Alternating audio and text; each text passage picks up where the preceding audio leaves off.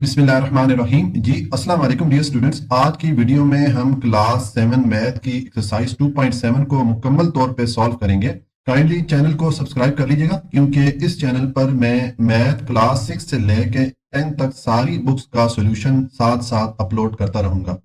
अब question number 1 है, factorise the following. नीचे हमें कुछ एक्सप्रेशन दी गई हैं, इन एक्सप्रेशन को हमने फैक्टराइज करना है, यानी कि इन एक्सप्रेशन की हमने तजज़ी करनी है। अब ये फैक्टराइजेशन का जो टॉपिक है ये अलजबरा में काफी इंपॉर्टेंट टॉपिक है और ये इंशाल्लाह आप जब आगे बड़ी क्लासेस में जाएंगे तो वहां पर इनसे रिलेटेड ज्यादा डिटेल से क्वेश्चन आएंगे। ठीक है, अब पार्ट 1 है, इसमें हमें ये एक्सप्रेशन दी गई है, इसको हमने फैक्टराइज करना है या इसकी हमने तजज़ी करनी है। तो देखें इसको सोल्यूशन है, पहले मैंने ये एक्सप्रेशन लिखी। अब फैक्टराइजेशन के लिए सबसे पहला जो स्टेप होगा, अगर हमें कोई भी इस तरह एक्सप्रेशन दी जाए और हमसे कहा जाए कि इसको फैक्टराइज करें या इसकी तजज़ी करें, तो उसके लिए हमने देखना है कि जो एक्सप्रेशन दी गई है उसमें कोई कॉमन वैल्यू तो नहीं आ रही। जो कॉमन वैल्यू आ रही होती है उसको कॉमन फैक्टर बोलते हैं। ठीक है, तो हमने देखना है कि जो भी एक्सप्रेशन है उसमें जो टर्म्स आ रही हैं उनमें कोई कॉमन वैल्यू या कॉमन फैक्टर तो नहीं आ रहा। अब यहाँ पर सिर्फ दो टर्म्स हैं, दो से ज्यादा टर्म भी आ सकती हैं। तो हमने पहले स्टेप में ये करना है कि जो भी हमें एक्सप्रेशन दी जाए उसमें जो मुख्तलिफ टर्म्स हैं उनमें हमने देखना है कि कॉमन फैक्टर या कॉमन वैल्यू तो नहीं आ रही। ठीक है, तो पहले हम ये जो नंबर्स हैं जिनको कि कोफिशिएंट कहा जाता है इनमें कॉमन फैक्टर देखते हैं या ऐसी वैल्यू जो कि इन दोनों में कॉमन हो। तो देखें ऐसा नंबर जो कि इन दोनों नंबर्स को डिवाइड कर सके, वो जो नंबर है इन दोनों नंबर का कॉमन फैक्टर होगा। ठीक है, तो 2 जो है वो देखें 6 को भी डिवाइड कर सकता है और 14 को भी डिवाइड कर सकता है। इसका मतलब है कि 6 और 14 में जो कॉमन फैक्टर है या जो कॉमन वैल्यू है या जो मुश्तरका वैल्यू है वो 2 है। तो हम लिख लेंगे, अब इसको हम सॉल्व करेंगे। तो पहले देखें मैंने यहाँ पर लिख दिया 2, ये मैंने ये 6 और 14 में जो कॉमन फैक्टर है वो लिख दिया। अब ये पीछे जो वेरिएबल रह गए एक्स वाई और वाई जेड, इनमें कॉमन फैक्टर देखना है। हमने देखना है कि इन दोनों में कॉमन वैल्यू या मुश्तरका वैल्यू कौन सी आ रही है। तो देखें ये वेरिएबल वाई यहाँ पर भी आ रहा है और वेरिएबल वाई यहाँ पर भी आ रहा है, तो ये कॉमन फैक्टर हो जाएगा वेरिएबल्स में। तो मैंने यहाँ पर ये कॉमन फैक्टर भी लिख दिया। इस तरह ये जो 2y है ये कॉमन फैक्टर हो गया या कॉमन वैल्यू हो गई इन दोनों टर्म्स में। ठीक है, तो इसको मैंने यहां पर लिखा। अब ये 2y को कॉमन ले लें या मुश्तरका फैक्टर ले लें इन दोनों टर्म में से। तो देखें 6 में से 2 आपने कॉमन लिया तो 6 पे जब 2 डिवाइड करेंगे तो 3 आ जाएगा, और x y में से y कॉमन लेंगे तो पीछे x रह जाएगा। ठीक है, उसके बाद 14 में से 2 कॉमन लेंगे यानी कि 14 पे 2 को डिवाइड करें तो 7 आ जाएगा, और y z में हम y को कॉमन लेंगे या मुश्तरका लेंगे तो पीछे z रह जाएगा। तो ये हमारे पास इस एक्सप्रेशन को जब हमने फैक्टराइज किया, इसकी हमने जब तजज़ी की, ये हमारे पास इसका सोल्यूशन आ गया। तो ये हमारा पार्ट 1 जो है वो कंप्लीट हो जाता है। जी, अब पार्ट 2 है, इसमें हमें ये एक्सप्रेशन दी गई है और इस एक्सप्रेशन को हमने फैक्टराइज करना है, यानी कि इस एक्सप्रेशन की हमने तजज़ी करनी है। ठीक है, तो देखिए इसका सोल्यूशन है, पहले मैंने ये एक्सप्रेशन लिखी, अब इसको हमने फैक्टराइज करना है। तो जिस तरह कि आपको मैंने पार्ट 1 में बताया कि फैक्टराइजेशन के लिए सबसे पहला स्टेप ये होता है कि आपको जो भी एक्सप्रेशन दी जाए उसमें जितनी भी टर्म आ रही है, चाहे 2 आ रही है 2 से ज्यादा आ रही है, आपने ये देखना है कि उन टर्म में कोई कॉमन वैल्यू या कॉमन फैक्टर तो नहीं है, यानी कि उन टर्म में कोई मुश्तरका वैल्यू तो नहीं आ रही। ठीक है, तो अगर हम इस एक्सप्रेशन को देखें, इसमें पहले ये जो नंबर्स हैं, ये जो कोफिशिएंट की वैल्यूज हैं, इनमें अगर हम कॉमन फैक्टर या कॉमन वैल्यू देखना चाहें तो देखें हमें ऐसा नंबर चाहिए जो कि इन दोनों नंबर्स को डिवाइड कर सके। तो 15 ऐसा नंबर है जो कि 30 को भी डिवाइड करता है और 45 को भी डिवाइड करता है। तो इन दोनों नंबर्स में ये जो कोफिशिएंट वैल्यूज हैं इनमें कॉमन फैक्टर क्या हो जाएगा, 15 हो जाएगा। तो हम पहले ये जो कोफिशिएंट वैल्यूज है इनका कॉमन फैक्टर लिखेंगे, तो ये मैंने लिख दिया 15। अब पीछे ये वेरिएबल रह गए x4 और यहाँ पर x2 y2, इनमें कॉमन फैक्टर हम देखेंगे। तो देखें ये जो वेरिएबल x है ये इस पहली वाली टर्म में भी आ रहा है और दूसरी वाली टर्म में भी आ रहा है। ठीक है, यहाँ पर x की पावर 4 है और यहाँ पर x की पावर 2 है। तो हम ये जो वेरिएबल x है इसको कॉमन लेंगे, लेकिन हम कौन से वाला x कॉमन लेंगे, जिसकी पावर कम हो। ठीक है, यहाँ पर x की पावर 2 है और यहाँ पर 4 है, तो हम ये जो x की पावर 2 है इसको हम कॉमन या मुश्तरका ले लेंगे। ठीक है, तो मैंने यहाँ पर ये x की पावर 2 लिख दिया। तो ये हमारे पास 15 x की पावर 2 ये कॉमन फैक्टर हो गया, ये मुश्तरका वैल्यू जो इन दोनों टर्म में आ रही थी ये मैंने यहाँ पर लिख दी। अब आप इसको जब कॉमन लेंगे, देखें अब 30 पे 15 को डिवाइड करें तो 2 टाइम डिवाइड होता है। x4 में से x2 कॉमन जाएगा तो पीछे x2 रह जाएगा, उसके बाद ये वाला माइनस का साइन मैंने पुट किया, और 45 पे 15 डिवाइड होता है 3 टाइम। ठीक है, और अब यहाँ पर x2 और y में से x2 को जब आप ये वाला कॉमन लेंगे तो पीछे सिर्फ y रह जाएगा। तो ये हमारे पास इस एक्सप्रेशन को जब हमने फैक्टराइज किया, इसकी जब हमने तजज़ी की, तो हमें ये इसका सोल्यूशन मिला। ये हमारा पार्ट 2 कंप्लीट हो जाता है। जी, अब पार्ट 3 है, इसमें हमें ये एक्सप्रेशन दी गई है, इसको हमने फैक्टराइज करना है या इसकी हमने तजज़ी करनी है। तो देखें इसका सोल्यूशन है, पहले मैंने ये एक्सप्रेशन लिखी, अब इसको हम फैक्टराइज करेंगे। तो जिस तरह कि आपको मैंने पिछले दोनों पार्ट्स में बताया कि फैक्टराइजेशन के लिए सबसे पहला स्टेप ये होता है कि आपको जो भी एक्सप्रेशन दी जाए उसमें जो टर्म्स आ रही हैं उन टर्म्स में आपने देखना है कि कोई कॉमन वैल्यू या कॉमन फैक्टर तो नहीं आ रहा, ठीक है, यानी कि उन टर्म में कोई मुश्तरका वैल्यू तो नहीं आ रही। तो अब ये हमारे पास दो टर्म है, इसमें पहले हम देखते हैं जो नंबर्स हैं जिनको कि कोफिशिएंट कहा जाता है, इनमें कॉमन फैक्टर कौन सा है। तो देखिए हमें ऐसा नंबर चाहिए जो कि इन दोनों नंबर्स को डिवाइड कर सके, वो जो नंबर होगा वो इन दोनों वैल्यूज का कॉमन फैक्टर होगा। तो 6 ऐसा नंबर है जो कि इस 6 को भी डिवाइड करता है, 24 को भी डिवाइड करता है।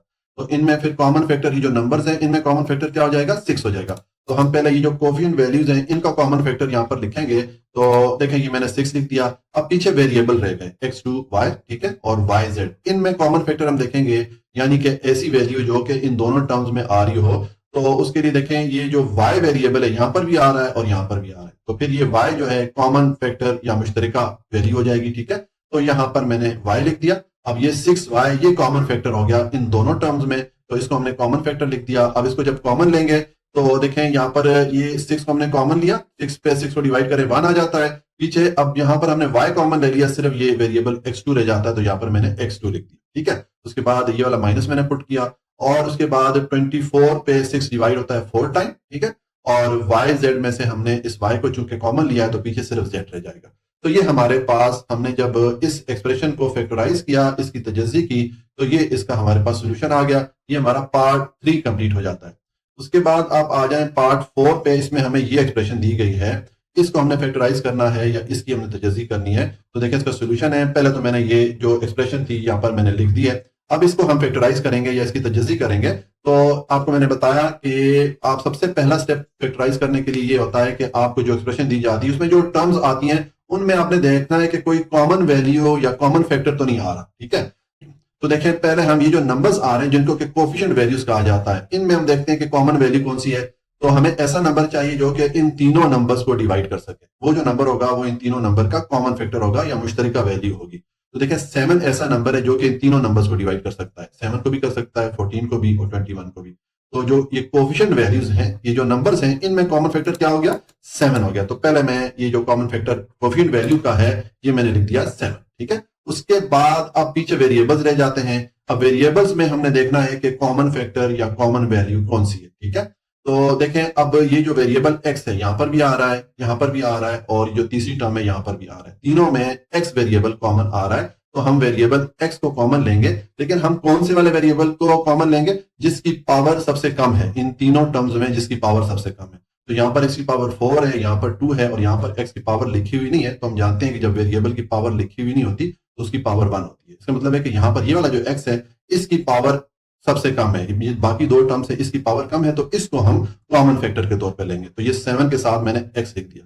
तो इस तरह ये 7x जो है ये कॉमन फैक्टर हो गया या मुश्तरका वैल्यू हो गई इन तीनों टर्म्स में।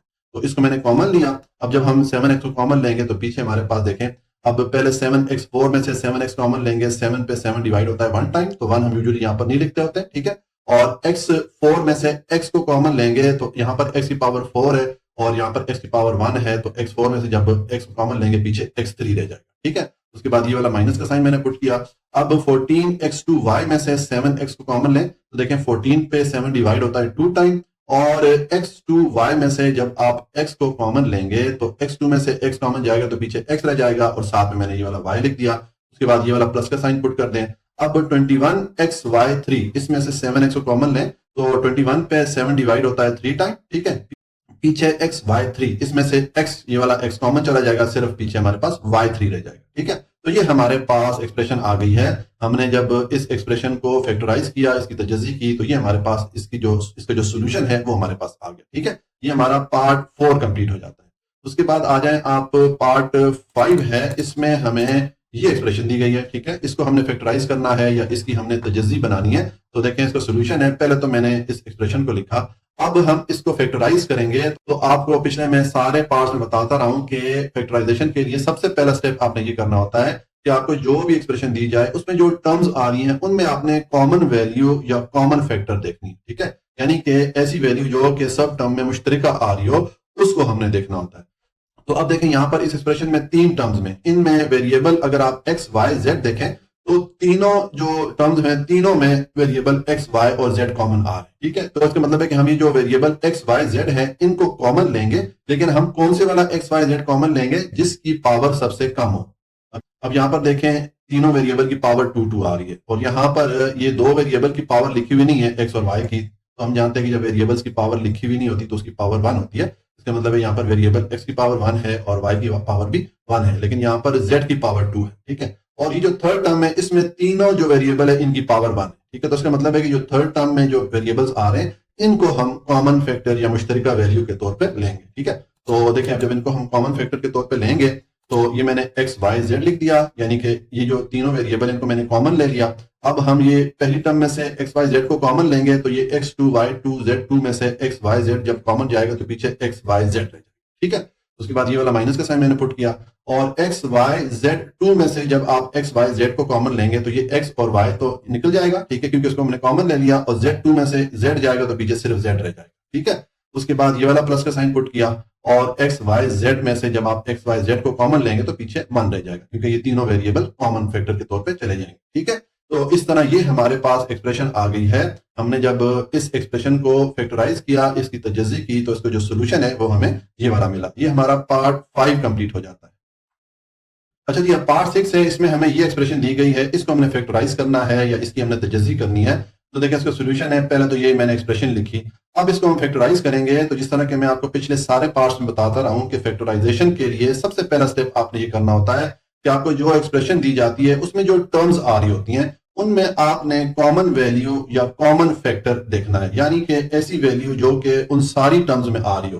तो देखें अगर हम ये जो एक्सप्रेशन है इसमें कॉमन फैक्टर देखें, पहले हम ये जो नंबर्स आ रहे हैं जिनको कि कोफिशिएंट कहा जाता है, इनमें अगर हम कॉमन फैक्टर देखना चाहें तो हमें ऐसा नंबर चाहिए जो कि इन तीनों नंबर्स को डिवाइड कर सके। तो देखिए 5 ऐसा नंबर है जो कि 5 को भी डिवाइड करता है, 10 को भी डिवाइड करता है, 15 को भी डिवाइड करता है।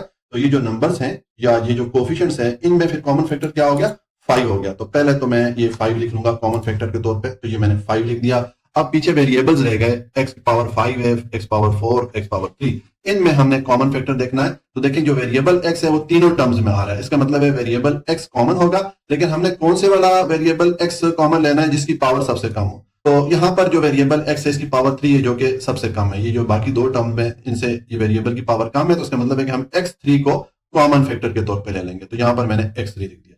इस तरह हमने 5x3 ये हमने कॉमन फैक्टर ले लिया। अब आप इसको जब कॉमन लेंगे, पहले इस टर्म में से हम कॉमन लेते हैं तो 5 को 5 पे डिवाइड करें, यहाँ पर 1 आ जाता है, तो 1 यूजुअली हम नहीं लिखते होते।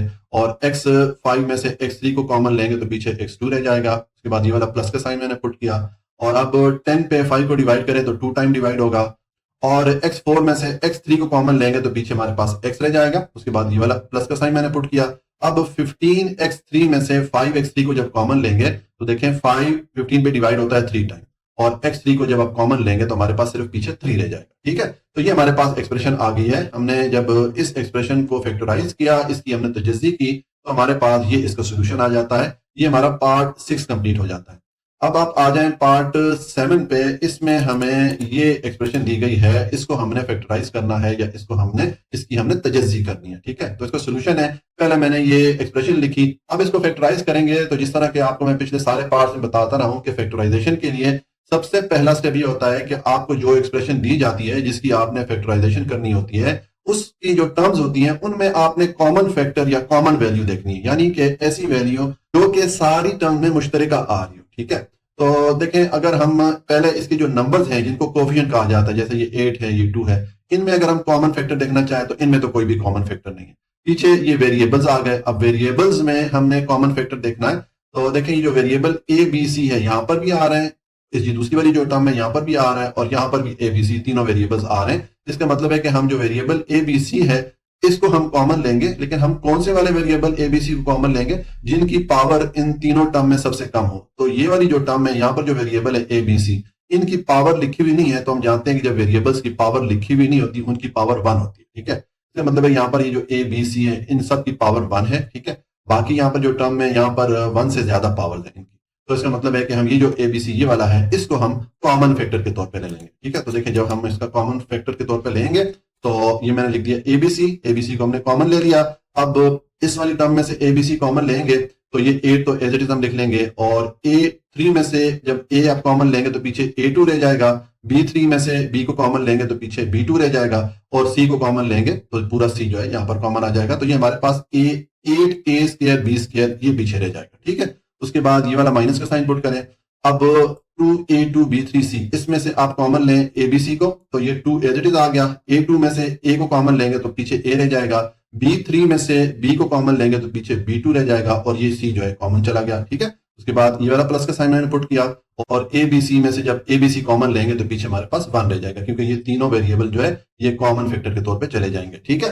तो ये हमारे पास एक्सप्रेशन आ गई है। हमने जब इस एक्सप्रेशन को फैक्टराइज किया, इसकी हमने तजज़ी की, तो ये हमें इसका आंसर मिला। ये हमारा पार्ट 7 कंप्लीट हो जाता है। इसके बाद आ जाए पार्ट 8 है। इसमें हमें ये वाली एक्सप्रेशन दी गई है, इसको हमने फैक्टराइज करना है या इसकी हमने तजज़ी करनी है। तो देखिए इसका सोल्यूशन है, पहले मैंने ये एक्सप्रेशन लिखी, अब इसको फैक्टराइज करना है। तो जिस तरह के मैं आपको पिछले सारे पार्ट से बताता रहा हूं कि फैक्टराइजेशन के लिए सबसे पहला स्टेप ये होता है कि आपको जो एक्सप्रेशन दी जाती है उसमें जो मुख्तलिफ टर्म्स आ रही होती हैं, आपने उनमें ऐसी वैल्यू देखनी है जो कि उन सारी टर्म में कॉमन हो, मुश्तरक हो, ठीक है। हमने सबसे पहले वो कॉमन फैक्टर देखना होता है।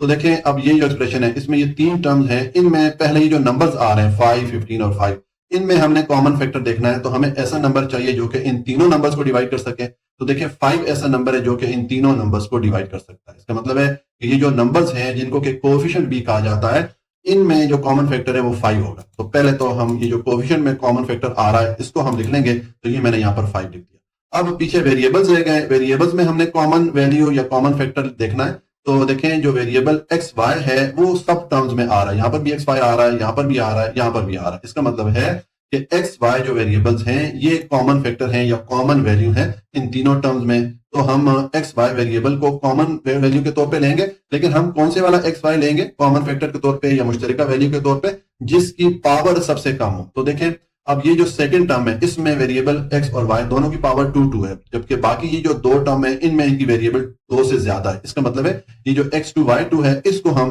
कॉमन फैक्टर के तौर पे ले लेंगे, ठीक है। तो ये यहाँ पर मैंने x2 और y2 लिख दिया। इस तरह ये 5x2 y2 जो है ये पूरी टर्म हमने कॉमन फैक्टर या मुश्तरका वैल्यू के तौर पे ले ली। अब इसको जब आप कॉमन लेंगे तो ये पहली टर्म में से जब आप 5x2 y2 को कॉमन लेंगे तो देखें 5 पे 5 डिवाइड होता है 1 टाइम, तो 1 यहाँ पर हम यूजुअली नहीं लिखते होते। और पीछे x3 में से x2 कॉमन लेंगे तो x रह जाएगा, y3 में से y2 कॉमन लेंगे तो y रह जाएगा। उसके बाद ये वाला माइनस का साइन मैंने पुट किया।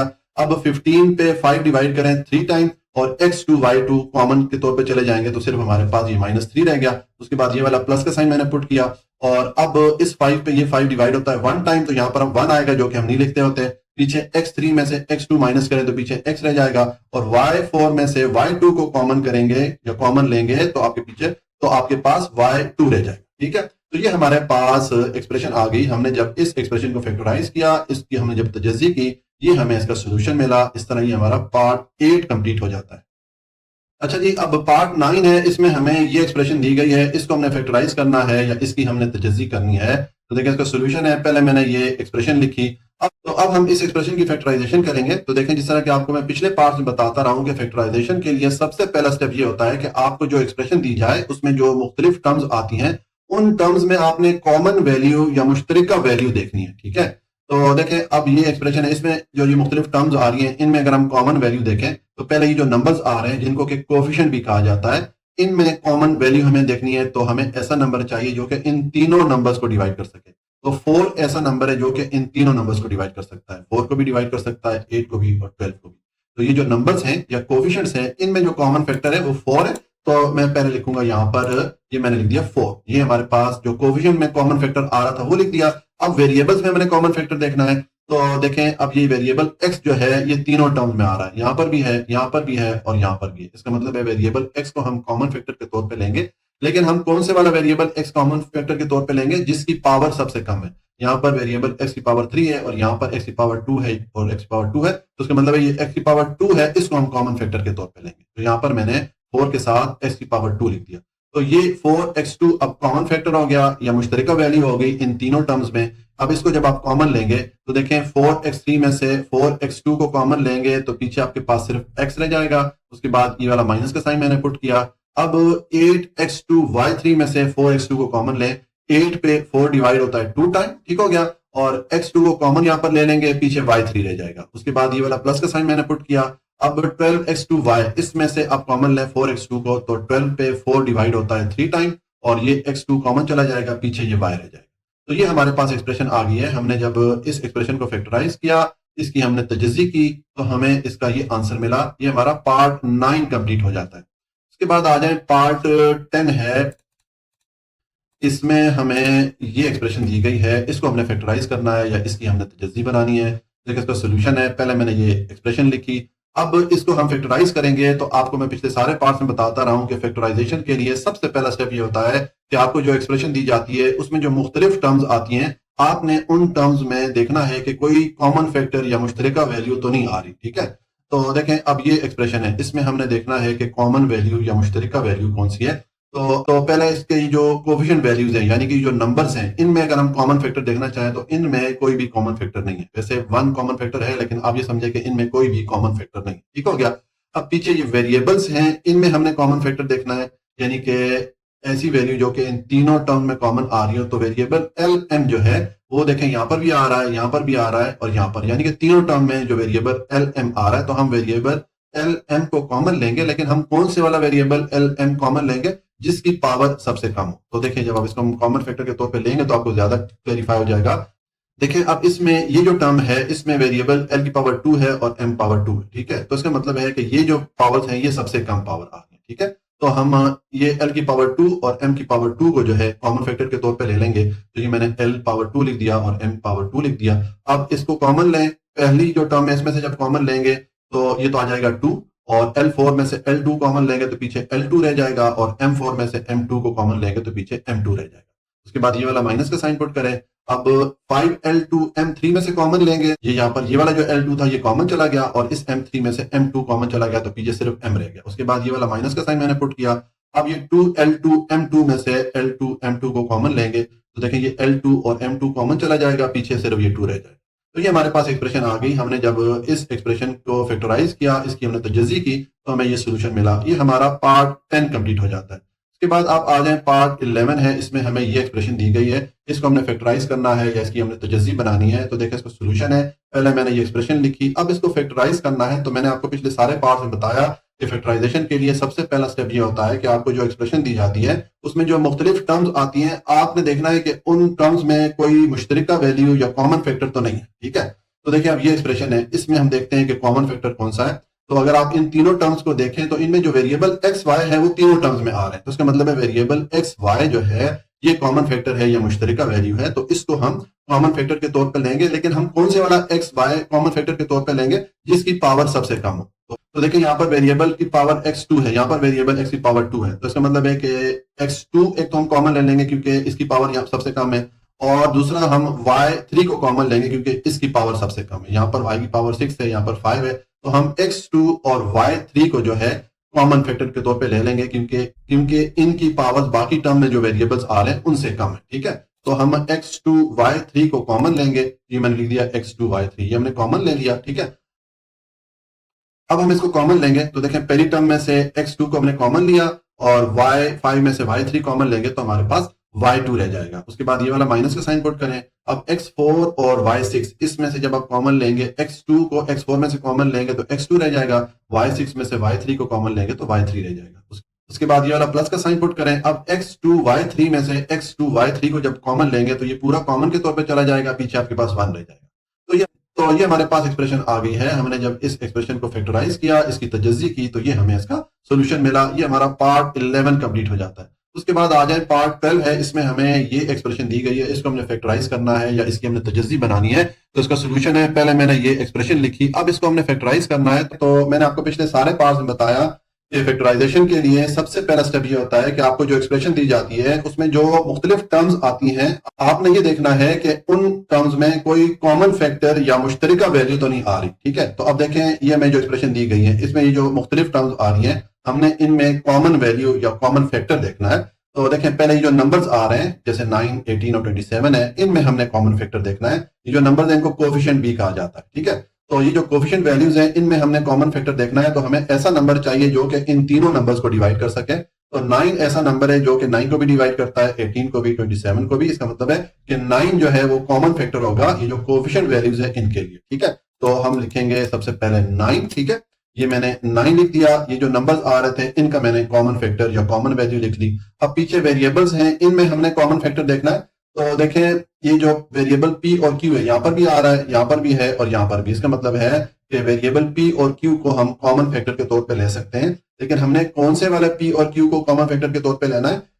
जिनकी पावर सबसे कम है इन तीनों टर्म्स में। तो देखें यहाँ पर जो वेरिएबल पी और क्यू है इनकी पावर लिखी हुई नहीं है। इसका मतलब है कि जब वेरिएबल की पावर लिखी हुई नहीं होती तो उसकी पावर 1 होती है। तो यहाँ पर पी और क्यू की पावर 1 है, जबकि बाकी टर्म्स में इनकी पावर 1 से ज्यादा है। तो हम ये वाला जो पी क्यू है इसको हम कॉमन फैक्टर के तौर पे ले लेंगे। तो ये मैंने यहाँ पर पी क्यू लिख दिया। इस तरह ये 9 पी क्यू ये जो है कॉमन फैक्टर हो जाएगा। अब इसको जब आप कॉमन लेंगे, अब पहली टर्म में से कॉमन लेंगे तो 9 पे 9 डिवाइड होता है 1 टाइम, तो 1 हम यूजुअली यहाँ पर नहीं लिखते होते, ठीक हो गया। और P2 में से P कॉमन जाएगा तो P आ जाएगा, Q2 में से Q कॉमन जाएगा तो पीछे Q रह जाएगा। उसके बाद ये वाला माइनस का साइन पुट कर दें। अब 18PQ में से 9PQ को कॉमन लेंगे तो देखिए 9 18 पे डिवाइड होता है 2 टाइम और PQ जो है वो कॉमन फैक्टर के तौर पे चला जाएगा।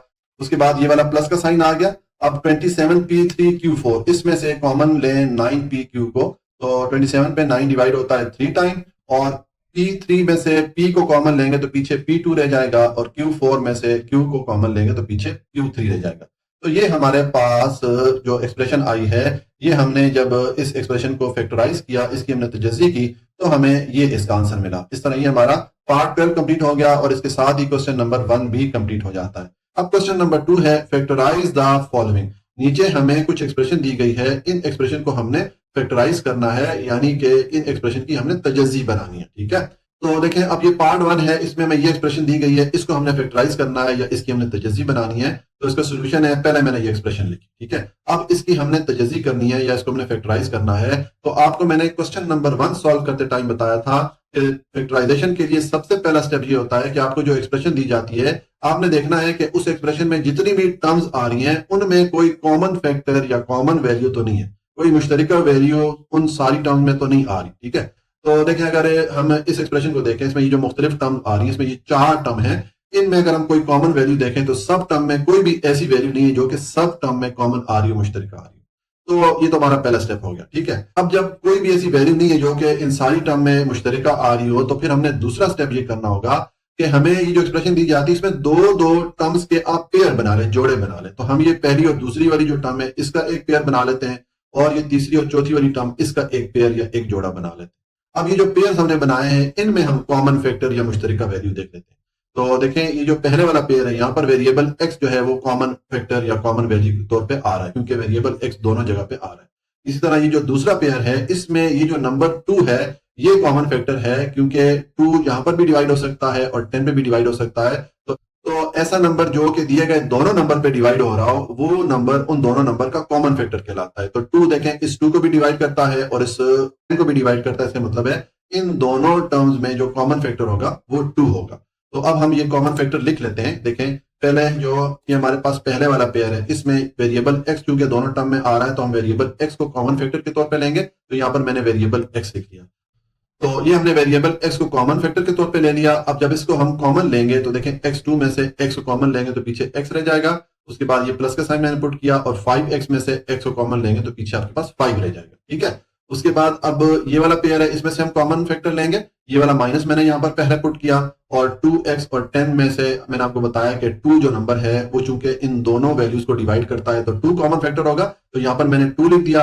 अब 2 जो है इस 2 को डिवाइड करता है 1 टाइम, तो 1 यहाँ पर हम यूजुअली नहीं लिखते होते और पीछे ये वेरिएबल x रह जाएगा। उसके बाद ये वाला माइनस का साइन है, इसको मैंने चेंज कर दिया प्लस साइन के साथ, क्योंकि ब्रैकेट के बाहर यहाँ पर माइनस का साइन आ रहा था।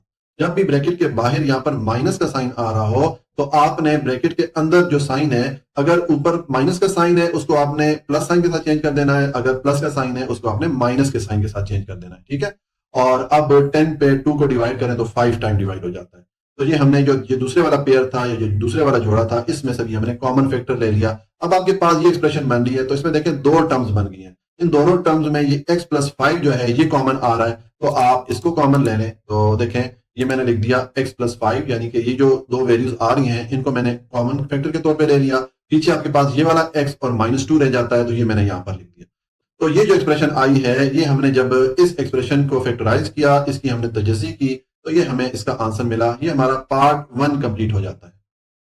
अच्छा जी, अब पार्ट 2 है, इसमें हमें ये एक्सप्रेशन दी गई है, इस एक्सप्रेशन की हमने फैक्टराइजेशन करनी है या इसकी हमने तजज़ी बनानी है। तो देखो इसका सॉल्यूशन है, पहले मैंने ये एक्सप्रेशन लिखी, अब इसको हमने फैक्टराइज करना है। तो आपको मैंने क्वेश्चन नंबर 1 में बताया था कि फैक्टराइजेशन के लिए पहला स्टेप क्या होता है कि आपको जो एक्सप्रेशन दी जाती है उसमें जो टर्म्स आ रही होती हैं, आपने ऐसी वैल्यू देखनी है जो कि उन सारी टर्म्स में कॉमन या मुश्तरका आ रही हो। तो देखिए यहाँ पर ये जितनी टर्म्स हैं, इनमें कोई भी ऐसी वैल्यू नहीं है जो कि सब में आ रही हो, ठीक है, ऐसी कोई भी वैल्यू कॉमन या मुश्तरका नहीं है। तो ये तो हो गया पहला स्टेप कि आपने सब टर्म्स में कॉमन फैक्टर देखना है। अब अगर आपको कॉमन फैक्टर नहीं मिलता तो दूसरा स्टेप आप क्या करेंगे, आपको जो एक्सप्रेशन दी जाती है उसमें दो दो टर्म्स के आप जोड़े बना लें, उनके पेयर्स बना लें, ठीक है।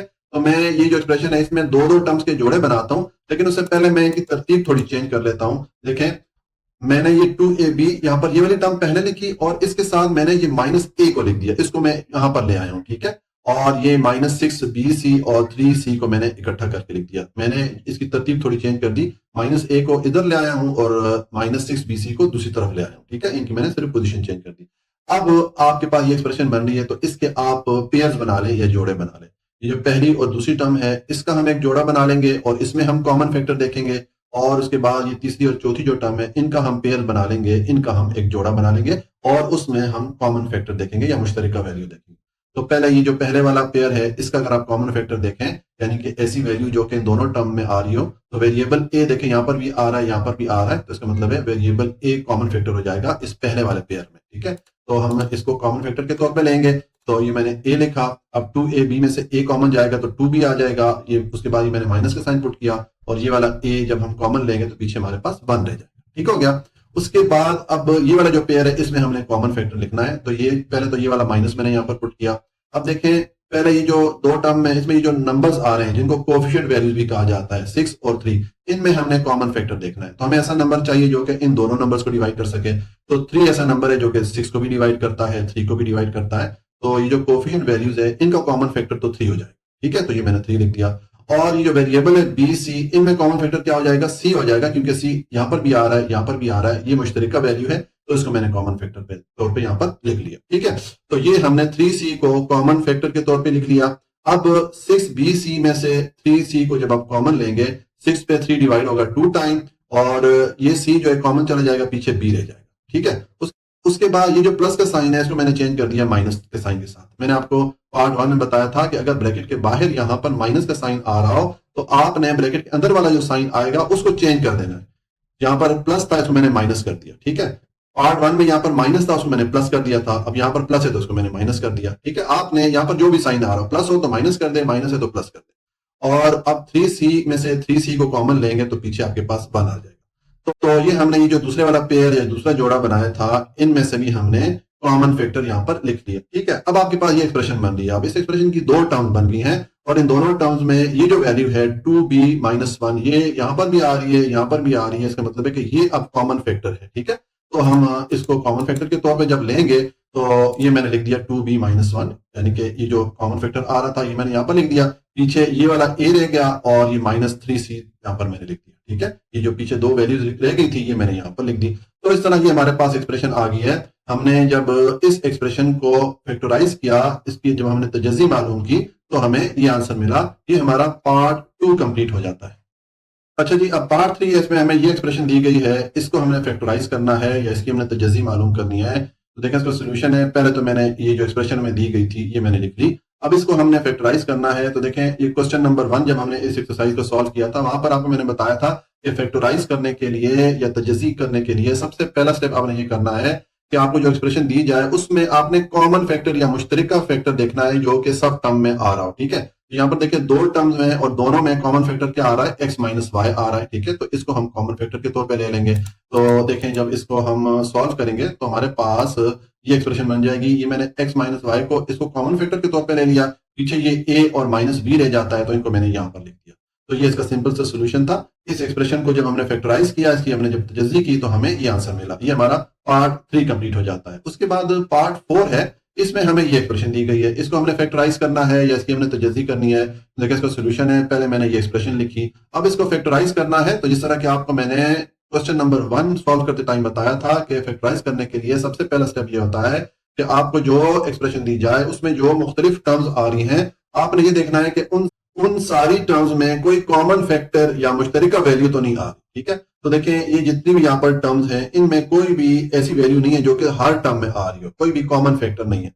तो अगर हमें कोई भी कॉमन फैक्टर ना मिले इन सारी टर्म्स में, तो फिर दूसरा स्टेप हमारा क्या होता है कि हम इन टर्म्स के जोड़े बना लेते हैं, पेयर्स बना लेते हैं, और उन जोड़ों में हम कॉमन फैक्टर या मुश्तरका वैल्यू देखते हैं। ठीक है, तो हम ये करते हैं कि ये जो पहली दो टर्म है इनका हम एक पेयर बना लेते हैं या इनका जोड़ा बना लेते हैं, और इनमें हम कॉमन फैक्टर देखेंगे। और ये जो आखिरी दो टर्म्स हैं यानी कि तीसरी और चौथी टर्म, इनका हम जोड़ा बना लेते हैं, इनका हम पेयर बना लेते हैं, और इनमें हम कॉमन फैक्टर देखेंगे। ठीक है, तो देखिए ये जो पहले वाला पेयर है इसमें ये जो वेरिएबल y है ये कॉमन फैक्टर आ रहा है, क्योंकि यहाँ पर भी वेरिएबल y है, यहाँ पर भी वेरिएबल y है। ठीक है, तो हम इसको कॉमन फैक्टर के तौर पे लेंगे। तो ये मैंने लिख दिया y, यानी कि ये वाला जो वेरिएबल y इसको मैंने कॉमन फैक्टर के तौर पे ले लिया। अब y2 में से y को कॉमन फैक्टर के तौर पे लेंगे तो पीछे y रह जाएगा, और यहाँ पर ay में से y कॉमन चला जाएगा तो पीछे a रह जाएगा। ठीक है, उसके बाद ये वाला माइनस का साइन मैंने यहाँ पर पुट किया। अब by प्लस ab इसमें से आपने कॉमन फैक्टर लेना है। तो देखें ये जो b वेरिएबल है ये इन दोनों टर्म्स में कॉमन आ रहा है, मुश्तरका आ रहा है, तो हम b को कॉमन लेंगे, तो by में से b कॉमन जाएगा तो b रह जाएगा। और उसके बाद ये प्लस का साइन मैंने चेंज कर दिया माइनस के साइन के साथ। मैंने आपको पिछले 2-3 पार्ट्स में बताया कि जब भी ब्रैकेट के बाहर यहाँ पर माइनस का साइन आ रहा हो तो फिर जो साइन ब्रैकेट के अंदर आना होता है उसको आपने चेंज कर लेना है। ठीक है, ये प्लस था इसको मैंने माइनस कर दिया, अगर यहाँ पर माइनस होता उसको मैं प्लस कर देता। ठीक है, और अब ए बी में से आप b को कॉमन लेंगे तो पीछे a रह जाएगा। तो अब हमारे पास ये एक्सप्रेशन बन रही है। अब इस एक्सप्रेशन में देखिए दो टर्म बन गई है। ठीक है, एक ये वाली टर्म है और एक ये वाली टर्म है, और इन दोनों टर्म में y माइनस a ये जो वैल्यू आ रही है ये अब कॉमन है या मुश्तरका है। तो अब नेक्स्ट हम इसको कॉमन के तौर पे ले लेते हैं या मुश्तरका वैल्यू के तौर पे। मैंने यहाँ पर इसको लिख लिया y माइनस a। ठीक है, पीछे ये y और माइनस b रह जाता है, तो ये मैंने y माइनस b लिख दिया। ठीक है, तो इस तरह ये हमें ये जो एक्सप्रेशन मिली है, ये हमने जब इस एक्सप्रेशन को फैक्टराइज किया, इसकी तजज़ी की, तो हमें ये आंसर मिला। तो ये हमारा पार्ट 4 कंप्लीट हो जाता है। अब आप आ जाएं पार्ट 5 में, आपको ये एक्सप्रेशन दी गई है, इसको फैक्टराइज करना है या इसकी तजज़ी करनी है। तो देखिए अब इसका सोल्यूशन है, ये मैंने पहले एक्सप्रेशन लिखी, अब इसको हमने फैक्टराइज करना है। तो फैक्टराइज करने के लिए मैंने आपको बताया था कि पहला स्टेप ये होता है कि आपको जो एक्सप्रेशन दी जाए उस पे जो मुख्तलिफ टर्म्स होती हैं, आपने ये देखना है कि उन टर्म्स में कोई कॉमन फैक्टर या मुश्तरका वैल्यू तो नहीं आ रही। तो देखिए यहाँ पर ये दो टर्म्स हैं और इनमें कॉमन फैक्टर या मुश्तरका वैल्यू ये x+7 है, क्योंकि यहाँ पर भी है यहाँ पर भी है, तो इसको हम कॉमन फैक्टर या मुश्तरका वैल्यू के तौर पे ले लेंगे। तो ये मैंने लिख दिया x+7 और पीछे ये ab और प्लस cd ये रह जाएगा, तो ये मैंने यहाँ पर लिख दिया। तो ये हमने इस एक्सप्रेशन की फैक्टराइजेशन कर ली। ठीक हो गया। उसके बाद पार्ट 6 है, इसमें हमें ये एक्सप्रेशन दी गई है, इसको हमने फैक्टराइज करना है या इसकी हमने तजज़ी करनी है। तो इसका सोल्यूशन है, पहले तो मैंने ये एक्सप्रेशन लिखी। अब देखें हमने फैक्टराइजेशन के लिए पहला स्टेप ये करना होता है कि आपको जो एक्सप्रेशन दी जाए उसमें जितनी टर्म्स आ रही हैं आपने ये देखना है कि उन सारी टर्म्स में कोई कॉमन फैक्टर या मुश्तरका वैल्यू तो नहीं आ रही। देखें यहाँ पर ये जितनी टर्म्स हैं इनमें कोई भी कॉमन वैल्यू नहीं आ रही, ऐसी कोई वैल्यू नहीं जो कि सब में कॉमन हो। ठीक है, तो जब आपको सारी टर्म्स में कोई कॉमन वैल्यू ना मिले तो फिर आपने दूसरे स्टेप पे जाना है और आपने ये करना है कि आपको वो जो एक्सप्रेशन में टर्म्स दी गई हैं उनके आपने पेयर्स बना लेने हैं, जोड़े बना लेने हैं। ठीक है, तो हम ये करते हैं कि इस एक्सप्रेशन की जो पहली दो टर्म्स हैं इनका हम एक जोड़ा बना लेते हैं, और ये आखिरी जो दो टर्म्स हैं इनका हम एक पेयर या एक जोड़ा बना लेते हैं, और ये जो हमने पेयर बनाए हैं इनमें से हम कॉमन फैक्टर या मुश्तरका वैल्यू मालूम करते हैं। ठीक है, तो देखें जो पहले वाला पेयर है इसमें मैं कॉमन फैक्टर मालूम करूंगा, तो ये जो ए स्क्वायर है यहाँ पर भी आ रहा है और यहाँ पर भी आ रहा है, इसका मतलब है कि ये कॉमन फैक्टर हो जाएगा। तो ये मैंने ए स्क्वायर को कॉमन फैक्टर के तौर पे लिख लिया। अब यहाँ पर हमने ए स्क्वायर को कॉमन लिया तो पी क्यू पीछे रह गया, उसके बाद ये वाला माइनस का साइन आ गया, यहाँ पर ये ए स्क्वायर कॉमन लेंगे तो आर एस पीछे रह जाएगा। तो ये हमने जो पहले वाला पेयर था इसमें से कॉमन फैक्टर ले लिया, उसके बाद ये वाला प्लस का साइन मैंने पुट कर दिया। अब ये वाला जो पेयर है या आखिरी जो दो टर्म है इनमें कॉमन फैक्टर ले लें, तो ये बी स्क्वायर जो है दोनों में कॉमन आ रहा है, तो मैंने बी स्क्वायर को कॉमन फैक्टर के तौर पे ले लिया। अब यहाँ पर आप बी स्क्वायर को कॉमन लेंगे तो पी क्यू रह जाएगा पीछे, उसके बाद ये माइनस का साइन मैंने यहाँ पर पुट कर दिया, और ये बी स्क्वायर अगेन हम कॉमन लेंगे तो सिर्फ आर एस हमारे पास पीछे रह जाएगा। अच्छा, अब यहाँ पर आपको मैं एक पॉइंट अगेन क्लैरिफाई कर दूं कि पीछे हम जो पार्ट सॉल्व करते आ रहे हैं उसमें हमने यहाँ पर जो साइन आ रहा था उसको चेंज कर लेते थे। अगर प्लस का साइन होता माइनस कर लिया था हमने, और अगर माइनस का साइन था तो हमने उसको प्लस कर दिया था। उसकी वजह ये थी कि उसमें ब्रैकेट के बाहर यहाँ पर माइनस का साइन आ रहा था, तो माइनस के साइन की सूरत में फिर जो ब्रैकेट के अंदर वाला साइन होता है वो हम चेंज कर लेते हैं। लेकिन यहाँ पर चूंकि प्लस का साइन था इसलिए हमने ये जो साइन ब्रैकेट के अंदर लिखना था उसको चेंज नहीं किया। तो यहाँ पर ब्रैकेट के बाहर अगर प्लस का साइन हो तो फिर आपने ब्रैकेट के अंदर जो साइन लिखना होता है उसको चेंज नहीं करना होता। ठीक है, तो अब आपके पास ये एक्सप्रेशन बन गई है। इसमें देखें दो टर्म्स बन गई है और इन दोनों टर्म्स में ये जो वैल्यू आ रही है P Q minus R S, ये यहाँ पर भी आ रही है, यहाँ पर भी आ रही है, तो ये फिर कॉमन वैल्यू हो जाएगी या कॉमन फैक्टर हो जाएगा। ठीक है, तो हम इसको लेंगे कॉमन फैक्टर के तौर पे। तो मैंने यहाँ पर ये वाली वैल्यू लिख दी, पीछे ये ए स्क्वायर और प्लस बी स्क्वायर रह जाएगा, तो ये मैंने यहाँ पर लिख दिया। तो इस तरह ये हमने ये जो हमें एक्सप्रेशन दी गई थी इसको हमने फैक्टराइज कर दिया, इसकी हमने तजज़ी कर ली। ये हमारा पार्ट 6 कंप्लीट हो जाता है जी। अब पार्ट 7 है, इसमें हमें ये एक्सप्रेशन दी गई है, इस एक्सप्रेशन को हमने फैक्टराइज करना है या इसकी हमने तजज़ी करनी है। तो देखें इसको सोल्यूशन है, पहले मैंने ये एक्सप्रेशन लिखी, अब इसको मैंने फैक्टराइज करना है। तो मैंने आपको बताया था कि फैक्टराइजेशन के लिए पहला स्टेप ये होता है कि जिस एक्सप्रेशन को हमने फैक्टराइज करना होता है उसकी सारी टर्म में हम देखते हैं कि कोई कॉमन वैल्यू तो नहीं आ रही। ठीक है, कोई ऐसी वैल्यू तो नहीं है जो कि सब टर्म में कॉमन या मुश्तरका आ रही हो। अगर इस एक्सप्रेशन को देखें, इसमें ये जो नंबर्स आ रहे हैं, ये जो कोएफिशिएंट वैल्यूज हैं, इनमें 3 कॉमन है, क्योंकि 3 इन सारे नंबर पे डिवाइड हो सकता है, तो 3 जो है वो कॉमन है। तो यहाँ पर फिर 3 हम कॉमन ले सकते हैं, लेकिन मैं यहाँ पर 3 को कॉमन नहीं लेता, क्योंकि अगर हम 3 को कॉमन ले भी लेते हैं तो हमें मजीद इसकी आगे फैक्टराइजेशन करना पड़ेगी। तो मैं ये करता हूं कि मैं यहाँ पर 3 को कॉमन नहीं लेता, मैं पहले स्टेप में ये करता हूं कि ये जो टर्म्स लिखी हुई हैं इनको रीअरेंज कर लेता हूं, इनकी थोड़ी तरतीब चेंज कर लेता हूं। ठीक है, जिससे हमें इस एक्सप्रेशन को फैक्टराइज करने में या इसकी तजज़ी बनाने में आसानी होगी। ठीक है, तो देखें पहला स्टेप हमारा हो जाएगा, ये जो -6x है ये वाली टर्म मैं इधर ले आया हूं 3x2 के साथ, और ये +6y2 को इसको मैं यहां पर ले आया हूं, यानी कि ये वाली टर्म है -3xy2, इसके साथ मैंने इसको लिख दिया। ठीक है, हमने यहाँ पर तरतीब थोड़ी सी चेंज की। अब हम ये जो हमारे पास एक्सप्रेशन आ रही है इसमें हम दो टर्म्स के पेयर बना लेते हैं और उनमें हम कॉमन फैक्टर मालूम करेंगे। ठीक है, तो देखें ये पहली दो टर्म्स का अगर हम पेयर बनाएं या इनके जोड़ा बनाएं और इसमें कॉमन फैक्टर देखें तो हमारे पास कॉमन फैक्टर कौन से आएंगे। देखें पहले ये जो इसमें नंबर्स आ रहे हैं, यानी कि ये जो कोएफिशिएंट वैल्यूज आ रही हैं, इनमें हमने कॉमन फैक्टर देखना है, तो हमें ऐसा नंबर चाहिए जो कि इन दोनों नंबर्स को डिवाइड कर सके। तो 3 जो है इन दोनों नंबर्स को डिवाइड कर सकता है, 3 इस 3 को भी डिवाइड कर सकता है, 6 को भी डिवाइड कर सकता है। तो 3 को मैंने कॉमन यहां पर ले लिया। ठीक है, 3 जो है हमारा मुश्तरका वैल्यू हो जाएगी ये जो कोएफिशिएंट वैल्यूज है इनमें। अब पीछे जो वेरिएबल रह गए इसमें हमने कॉमन देखना है, तो देखें वेरिएबल x यहाँ पर भी आ रहा है, इस वाली टर्म में भी आ रहा है, यहाँ पर भी आ रहा है, इसका मतलब है कि x वेरिएबल कॉमन हो जाएगा, तो यहाँ पर मैंने x लिख दिया। तो इस तरह ये जो पहली दो टर्म थी इसमें जो कॉमन फैक्टर है वो 3x है। अब 3x को कॉमन लेंगे तो पहली जो टर्म है इसमें से आप 3x को कॉमन लें तो देखें 3 पे ये 3 डिवाइड होता है 1 टाइम, तो 1 हम यूजुअली यहाँ पर वेरिएबल के साथ नहीं लिखते होते हैं, और x2 में से x को कॉमन लेंगे तो पीछे x रह जाएगा। उसके बाद ये वाला माइनस का साइन पुट कर दें, और अब 6x में से 3x को कॉमन लेंगे तो 3 6 पे डिवाइड होता है 2 टाइम, और x जो है कॉमन चला जाएगा तो सिर्फ हमारे पास पीछे 2 आ जाएगा। ठीक है, उसके बाद ये वाला माइनस का साइन मैंने यहाँ पर पुट किया, और अब ये दो टर्म्स हैं इनमें हमने कॉमन फैक्टर देखना है या मुश्तरका वैल्यू देखनी है। तो देखें पहले जो इसमें ये नंबर आ रहे हैं, यानी कि जो कोएफिशिएंट वैल्यूज है इनमें कॉमन फैक्टर देखते हैं, तो ऐसा नंबर जो कि इन दोनों वैल्यूज को डिवाइड कर सके वो कॉमन फैक्टर होगा। तो 3 जो है इन दोनों नंबर्स को डिवाइड कर सकता है, तो 3 कॉमन आ जाएगा, तो मैंने यहाँ पर 3 लिख दिया।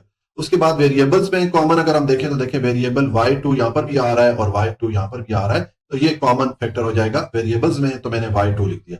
तो इस तरह ये 3y2 जो है ये कॉमन फैक्टर हो गया या मुश्तरका वैल्यू होगी ये जो आखिरी दो टर्म है इनमें। ठीक है, तो ये मैंने लिख दिया। अब इसको कॉमन लेंगे तो पहली टर्म 3xy2 में से 3y2 जब कॉमन लेंगे तो ये 3 पे 3 डिवाइड होता है 1 टाइम, तो 1 यहाँ पर हम यूजुअली नहीं लिखते होते, और xy2 में से y2 कॉमन चला जाएगा तो पीछे ये वाला x यहाँ पर मैंने लिख दिया। ठीक है, उसके बाद ये जो प्लस का साइन है इसको मैंने चेंज कर दिया माइनस के साइन के साथ। आपको मैं पीछे पार्ट में बताता रहा हूं कि अगर यहाँ पर ब्रैकेट के बाहर ये यहाँ पर जो साइन है अगर ये माइनस साइन आ रहा तो फिर जो साइन हमने ब्रैकेट के अंदर लिखना होता है उसको हमने चेंज कर देना होता है। यहाँ पर प्लस का साइन आ रहा है तो उसको मैंने माइनस का साइन कर दिया, यहाँ पर अगर माइनस होता तो उसको मैं प्लस कर लेता। ठीक है, ये उस सूरत में करते हैं जब हमारे पास यहाँ पर ब्रैकेट के बाहर जो है माइनस का साइन आ रहा हो तब करते हैं। अगर यहाँ पर प्लस का साइन आ रहा तो फिर हम ये जो साइन होते हैं इनको हम चेंज नहीं करते, इनको हम एज इट इज लिख लेते हैं। ठीक है, तो ये मैंने माइनस का साइन लिख दिया। अब 6y2 में से 3y2 को कॉमन लेंगे तो 3 6 पे डिवाइड होता है 2 टाइम, और y2 को कॉमन लेंगे तो सिर्फ हमारे पास पीछे 2 ही रह जाएगा। ठीक है, तो अब हमारे पास ये एक्सप्रेशन बन रही है, इसमें अब ये दो टर्म्स हैं। ठीक है, इन दो टर्म्स में ये जो x -2 है ये वाली वैल्यू यहाँ पर भी आ रही है, यहाँ पर भी आ रही है, तो अब ये कॉमन वैल्यू हो जाएगी या कॉमन फैक्टर हो जाएगा। तो हम इसको कॉमन फैक्टर के तौर पे लेंगे, तो देखें ये मैंने x -2 ये वाला लिख दिया कॉमन फैक्टर, और पीछे हमारे पास 3x और -3y2 रह गया, तो इनको मैंने यहां पर लिख दिया। ठीक है, अब आपके पास ये एक्सप्रेशन बनी, तो इसका अगर ये पहले वाला पार्ट देखें, इसमें देखें ये 3 यहां पर भी आ रहा है, यहां पर भी आ रहा है, तो इस 3 को हम कॉमन फैक्टर के तौर पे ले सकते हैं। इसलिए मैंने यहां पर शुरू में 3 को कॉमन फैक्टर के तौर पे नहीं लिया था, क्योंकि हमें आगे इसकी फैक्टराइजेशन करना पड़ रही थी। तो हम अब इस 3 का कॉमन फैक्टर ले लेते हैं। हमारा ये जो लास्ट स्टेप है, यहां पर अब इसको मैं कॉमन फैक्टर के तौर पे लेता हूं। तो देखें 3 को जब आप कॉमन लेंगे तो पीछे x रह जाएगा और यहाँ पर y2 रह जाएगा। ठीक है, और जहां पर हमने 3 कॉमन फैक्टर ले लिया और साथ में ये वाली टर्म हमने एज इट इज लिख दी, जैसे ये टर्म थी उसी तरह हमने यहाँ पर लिख दी। तो इस तरह ये हमें एक्सप्रेशन मिली। हमने जब इस एक्सप्रेशन को फैक्टराइज किया, इसकी तजज़ी की, तो हमें ये आंसर मिला। ये हमारा पार्ट 7 कंप्लीट हो जाता है। अच्छा जी, अब पार्ट 8 है, इसमें हमें ये एक्सप्रेशन दी गई है, इसको हमने फैक्टराइज करना है या इसकी हमने तजज़ी मालूम करनी है। तो मैंने लिखा सोल्यूशन, उसके बाद ये मैंने एक्सप्रेशन लिख दी। अब इसको फैक्टराइज करना है, तो मैंने आपको बताया था कि पहला स्टेप ये होता है फैक्टराइजेशन के लिए कि आपको जो एक्सप्रेशन दी जाती है उसमें जो टर्म्स आती हैं, आपने देखना है कि उनमें कोई कॉमन वैल्यू या कॉमन फैक्टर तो नहीं है, ऐसी कोई वैल्यू तो नहीं है जो कि सारी टर्म्स में आ रही हो। तो यहां पर ऐसी कोई वैल्यू नहीं है। ठीक हो गया। तो अब हम दूसरा स्टेप पे जाएंगे। हम ये जो एक्सप्रेशन है, इसमें जो मुख्तलिफ टर्म्स है, इनके हम पेयर या जोड़े बना लेंगे और उन जोड़ों में या उन पेयर में हम कॉमन फैक्टर मालूम करेंगे। ठीक है, तो हम ये जो हमें ये टर्म दी गई है, इनके हम पेयर या जोड़े बनाएंगे। लेकिन उससे पहले मैं इसकी तरतीब थोड़ी रीअरेंज कर लेता हूं, मैं थोड़ी तरतीब चेंज कर लेता हूं, उससे हमें कॉमन फैक्टर मालूम करने में आसानी होगी। ठीक है, तो देखिए मैंने ये कर दिया यहाँ पर कि ये जो -2xy है, इसको मैं यहाँ आखिर में ले गया हूं, और ये जो -5y है, इसको मैं यहाँ पर दूसरे नंबर पे ले आया। ठीक है, मैंने इन दो टर्म्स का जो तरतीब है या इनकी जो जगह है वो मैंने चेंज कर दी है। अब आपके पास ये एक्सप्रेशन बन रही है, तो इसमें आप ये पहली दो टर्म का जोड़ा बना दें और आखिरी दो टर्म का जोड़ा या पेयर बना दें। ठीक है, तो अब ये जो पहली दो टर्म है, इसमें हमने कॉमन फैक्टर देखना है। तो देखें ये 5 दोनों टर्म में कॉमन फैक्टर के तौर पे आ रहा है, तो हम 5 को कॉमन लेंगे तो पीछे हमारे पास x - y ये रह जाएगा। ठीक है, उसके बाद ये आखिरी दो टर्म है, इनका पेयर हम देखते हैं। इसमें अगर आप कॉमन फैक्टर देखें तो देखें ये 2 यहां पर भी आ रहा है, यहां पर भी आ रहा है, तो एक तो ये 2 कॉमन हो गया, दूसरा वेरिएबल x यहां पर भी आ रहा है, यहां पर भी आ रहा है, तो वेरिएबल x भी कॉमन हो जाएगा। तो ये 2x हमने कॉमन ले लिया। अब 2x2 में से 2x कॉमन लेंगे तो पीछे सिर्फ x रह जाएगा। उसके बाद इस प्लस साइन को मैंने चेंज कर दिया माइनस साइन के साथ, क्योंकि मैंने आपको पीछे पार्ट में बताया है कि अगर ब्रैकेट के बाहर यहाँ पर माइनस का साइन आ रहा हो तो फिर आपने जो साइन ब्रैकेट के अंदर लिखना होता है उसको आपने चेंज कर देना है। यहाँ पर प्लस का साइन था, इसको मैंने माइनस के साइन के साथ चेंज कर दिया। यहाँ पर अगर माइनस का साइन होता तो उसको मैं प्लस के साइन के साथ चेंज कर लेता। ठीक है, तो ये हो गया। उसके बाद अब 2xy में से 2x को जब कॉमन लेंगे तो ये 2x कॉमन चला जाएगा, पीछे y रह जाएगा। अब आपके पास ये एक्सप्रेशन बन रही है। इसमें देखें दो पार्ट हैं और इन दोनों पार्ट में ये x - y जो वैल्यू है ये यहाँ पर भी आ रही है, यहाँ पर भी आ रही है। इसका मतलब है ये अब कॉमन फैक्टर हो जाएगा, तो इसको आप कॉमन ले लेंगे। तो ये मैंने xy को कॉमन ले लिया, पीछे 5 और -2x रह गया, तो ये मैंने यहाँ पर लिख दिया। तो ये हमारे पास एक्सप्रेशन आ गई। हमने जब इस एक्सप्रेशन को फैक्टराइज किया, इसकी तजज़ी मालूम की, तो ये हमें आंसर मिला। ये हमारा पार्ट 8 कंप्लीट हो जाता है। ये पार्ट 9 है, इसमें हमें ये एक्सप्रेशन दी गई है, इसकी हमने फैक्टराइजेशन करनी है या इसकी हमने तजज़ी मालूम करनी है। देखें मैंने लिखा सोल्यूशन, उसके बाद मैंने ये एक्सप्रेशन लिखी। अब इसको हमने फैक्टराइज करना है, तो मैंने आपको बताया था कि पहला स्टेप फैक्टराइजेशन के लिए क्या होता है कि हम देखते हैं कि जो एक्सप्रेशन हमें दी गई है उसमें जितनी टर्म्स आ रही हैं उन सारी टर्म में कोई कॉमन वैल्यू तो नहीं है। तो यहाँ पर अगर ये सारी टर्म देखें तो देखें इनमें 2 जो है वो कॉमन फैक्टर के तौर पे आ रहा है, क्योंकि 2 यहाँ पर जितने नंबर आ रहे हैं, जितनी ये कोएफिशिएंट वैल्यूज आ रही हैं, सबको डिवाइड कर सकता है। ठीक है, 4 को भी डिवाइड कर सकता है, 6 को भी, 2 को भी, 12 को भी। तो 2 कॉमन फैक्टर है, तो हम 2 को कॉमन फैक्टर लेके इस क्वेश्चन को यहाँ से आगे सॉल्व कर सकते हैं। हमारा आंसर बिल्कुल सही आएगा। लेकिन मैं यहाँ पर 2 को कॉमन फैक्टर के तौर पे नहीं ले रहा, क्योंकि अगर हम 2 को कॉमन फैक्टर के तौर पे ले भी लें तो हमें मजीद इसकी फैक्टराइजेशन करना पड़ेगी, मजीद इसकी तजज़ी करना पड़ेगी। तो मैं ये करता हूं कि मैं इस स्टेज पे ये जो 2 कॉमन आ रहा है इसको मैं कॉमन नहीं लेता, इसको मैं आखिर में जाके जो लास्ट स्टेप होगा वहां पर मैं इसको कॉमन फैक्टर के तौर पे ले लूंगा। ठीक है, तो फिर हम दूसरे स्टेप पे जाते हैं। उसमें आपको मैंने बताया था कि फिर हम ये करते हैं कि जो हमें एक्सप्रेशन दी जाती है उसमें हम दो टर्म्स के पेयर बना लेते हैं, जोड़े बना लेते हैं, और उन जोड़ों में या उन पेयर्स में हम फिर कॉमन फैक्टर मालूम करते हैं। ठीक है, तो हम ये जो हमें एक्सप्रेशन दी गई है इसमें दो टर्म्स के हम पेयर्स बना लेते हैं, जोड़े बना लेते हैं। उससे पहले मैं ये करता हूं कि ये जो टर्म्स आ रही हैं इनकी थोड़ी तरतीब चेंज कर लेता हूं, मैं इनको थोड़ा रीअरेंज कर लेता हूं, इससे हमें जो कॉमन फैक्टर है मालूम करने में आसानी होगी। तो मैंने ये कर दिया कि ये जो आखिरी वाली टर्म थी इसको मैं यहाँ दूसरी वाली टर्म पे ले आया हूँ, और ये जो दूसरी वाली टर्म थी इसको मैं लास्ट पे ले गया हूँ। ठीक है, मैंने थोड़ी तरतीब चेंज कर दी। अब आप ये पहली और दूसरी टर्म है इसका पेयर बना लें, और ये तीसरी और चौथी टर्म जो है इसका आपस में पेयर बना लें या जोड़ा बना लें। अब इन दोनों पेयर या दोनों जोड़ों में हम कॉमन फैक्टर मालूम करेंगे। तो पहले ये जो पहले वाला पेयर है यानी कि पहली दो टर्म है इसमें हम कॉमन फैक्टर मालूम करेंगे।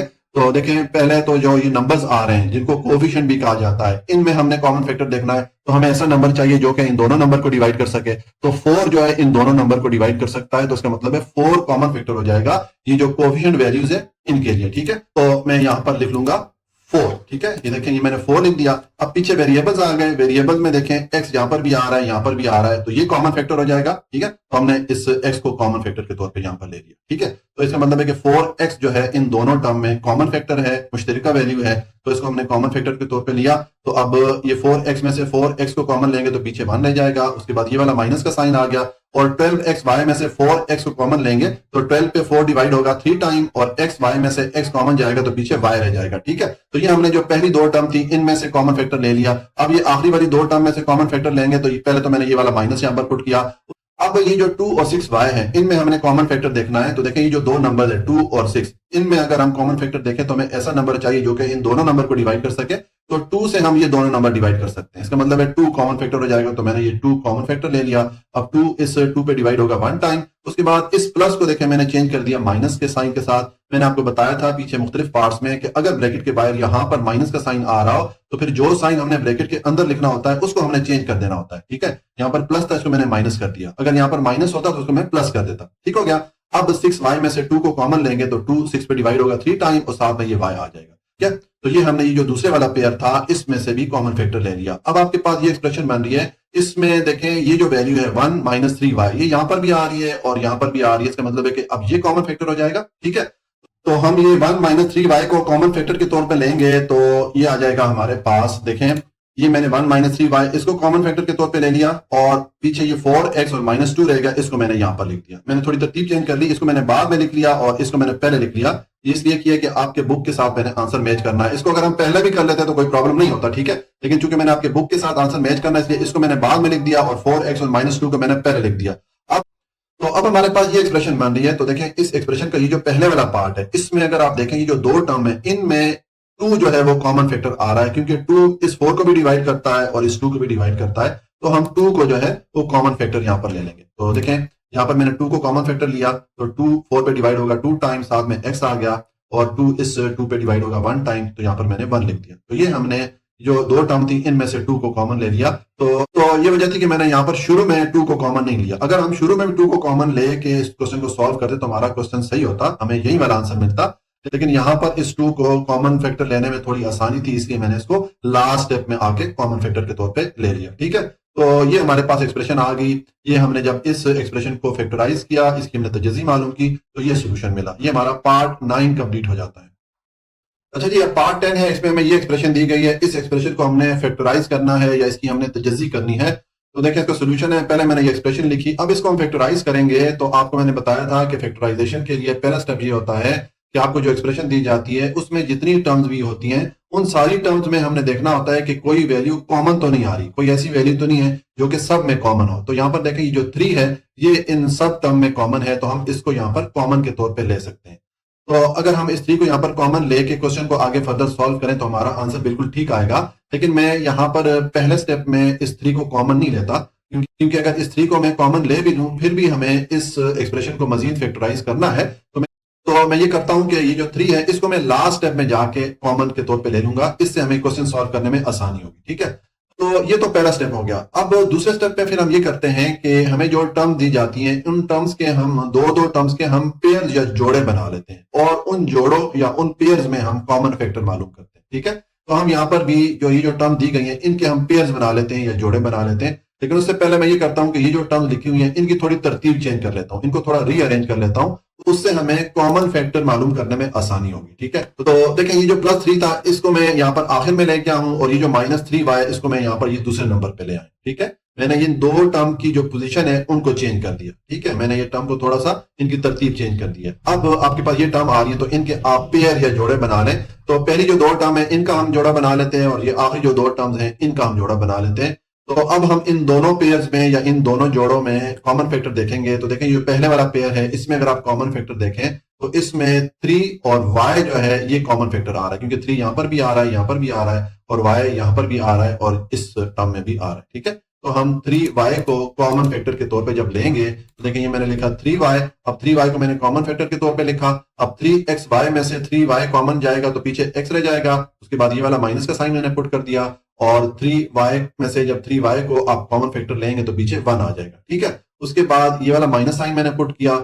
अब 3x और 3 में से आप कॉमन फैक्टर लें तो 3 दोनों टर्म में कॉमन है, तो हम इस 3 को कॉमन फैक्टर के तौर पे लिख लेंगे, और यहाँ 3x में से 3 कॉमन जाएगा तो पीछे x रह जाएगा, और ये वाला प्लस मैंने चेंज करके लिख दिया माइनस साइन के साथ, क्योंकि आपको मैं पीछे पार्ट में बताता रहा हूं कि अगर ब्रैकेट के बाहर यहां पर माइनस का साइन आ रहा हो तो फिर जो साइन आपने ब्रैकेट के अंदर लिखना होता है उसको आप चेंज कर दें। ये प्लस है तो उसको मैंने माइनस कर दिया, यहां पर अगर माइनस होता तो उसको मैं प्लस कर देता, ठीक है। और उसके बाद ये 3 इस 3 पे डिवाइड होगा 1 टाइम, तो यहाँ पर मैंने 1 लिख दिया। इस तरह ये 3 को भी हमने कॉमन ले लिया। अब आपके पास ये एक्सप्रेशन बन रही है तो इसके दो पार्ट है, देखें इसमें ये दो टर्म बन गई है, एक ये वाली टर्म है, एक ये वाली टर्म है। तो इसमें देखें ये x माइनस 1 यहाँ पर भी आ रहा है, यहाँ पर भी आ रहा है, यानी कि दोनों टर्म में x माइनस 1 कॉमन फैक्टर है या मुश्तरका वैल्यू है, तो इसको हम कॉमन फैक्टर के तौर पे ले लेंगे। तो हमारा फिर जो अगला स्टेप होगा उसमें ये देखें ये x माइनस 1 को मैंने कॉमन फैक्टर के तौर पे ले लिया, उसको मैंने यहाँ पर लिख दिया, और पीछे 3y और माइनस 3 रह जाते हैं तो इनको मैंने यहाँ पर लिख दिया। अच्छा यहाँ पर मैंने ये किया कि ये x माइनस 1 जो कॉमन फैक्टर है इसको मैंने बाद में लिख लिया, और 3y और माइनस 3 को पहले लिख लिया।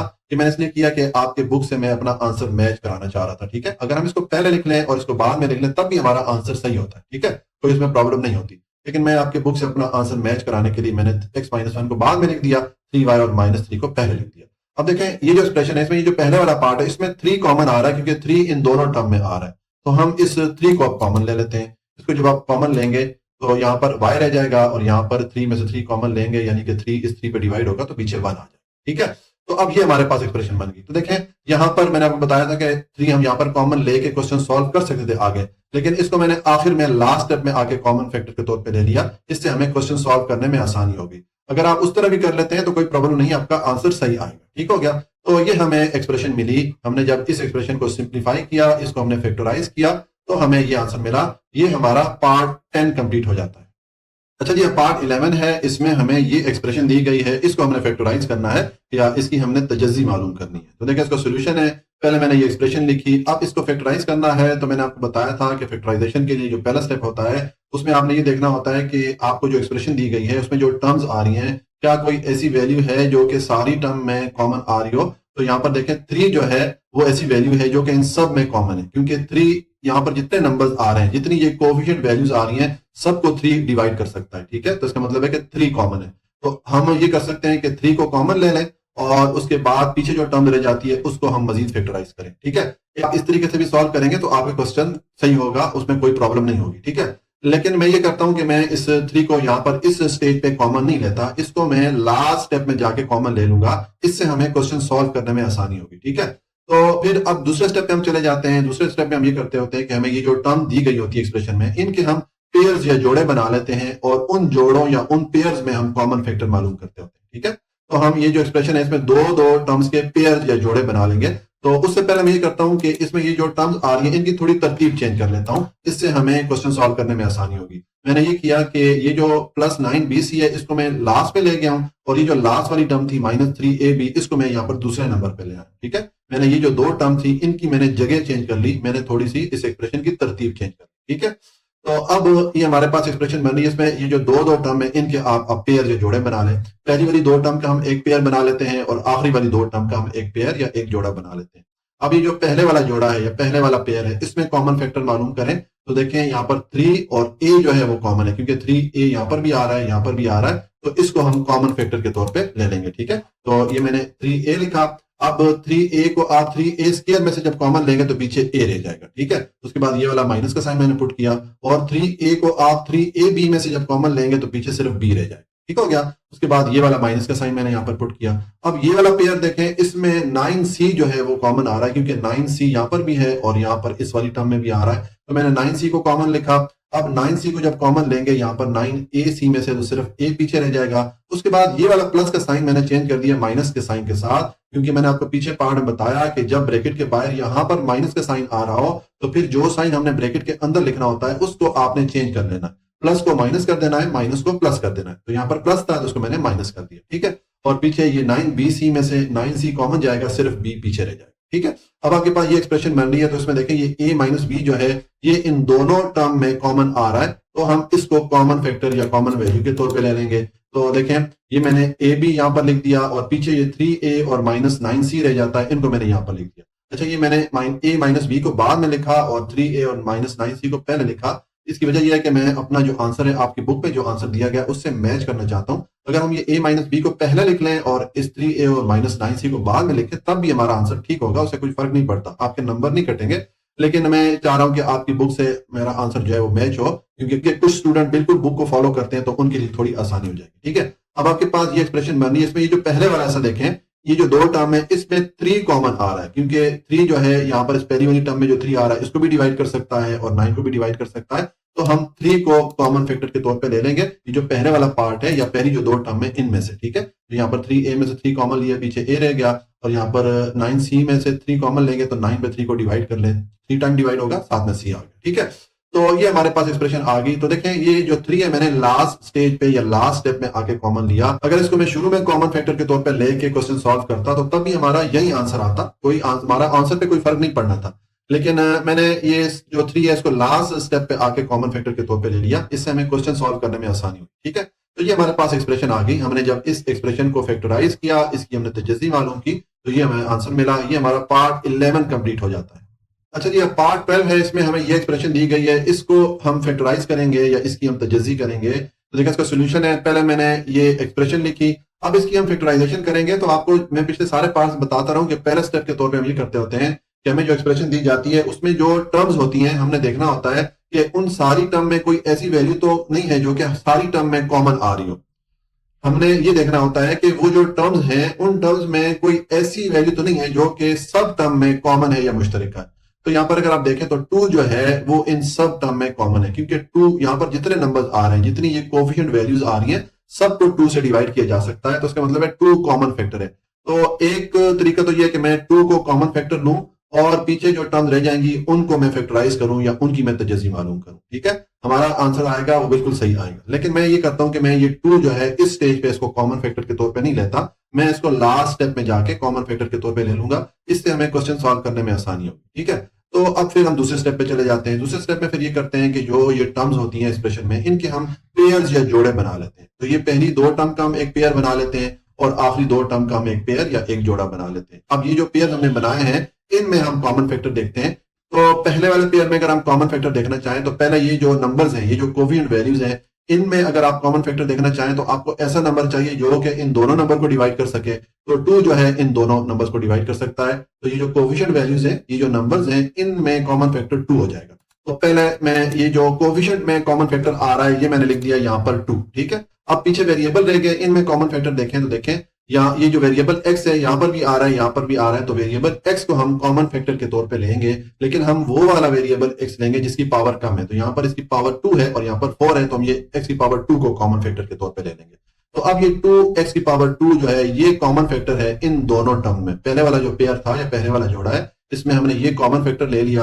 अब जब इसको कॉमन लेंगे तो देखिए 2x4 में से 2x2 कॉमन जाएगा तो पीछे x2 रह जाएगा। उसके बाद ये माइनस का साइन मैंने पुट किया और 4x2y में से 2x2 को कॉमन लेंगे तो 2 4 पे डिवाइड होगा 2 टाइम और x2y में से x2 कॉमन जाएगा तो पीछे y रह जाएगा। ठीक है, उसके बाद ये प्लस का साइन मैंने यहाँ पर पुट किया और अब ये जो लास्ट वाली 2 टर्म है या ये जो दूसरे वाला पेयर है इसमें कॉमन फैक्टर देखें तो देखें इसमें ये जो नंबर्स आ रहे हैं, ये जो कोफिशिएंट वैल्यूज है, इनके लिए पहले हम कॉमन फैक्टर देखते हैं। तो ऐसा नंबर हमें चाहिए जो कि इन दोनों वैल्यूज को डिवाइड कर सके। तो 2 जो है इन दोनों वैल्यूज को डिवाइड कर सकता है, तो इसका मतलब है 2 कॉमन फैक्टर हो जाएगा। यहाँ पर मैंने 2 लिखा।